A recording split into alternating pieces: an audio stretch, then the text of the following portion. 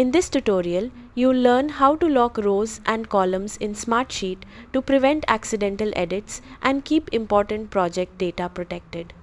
Whether you're working with formulas, reference information, or shared team sheets, locking content helps maintain accuracy and control.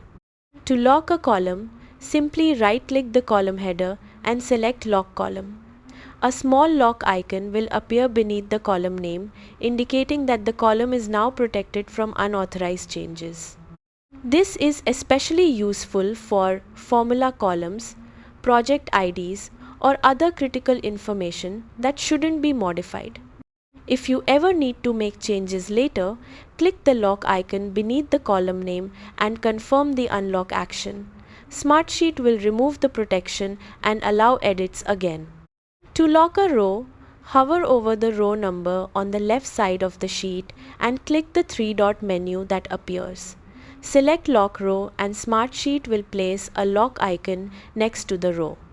This is perfect for protecting summary rows, completed project data, or reference information shared with your team.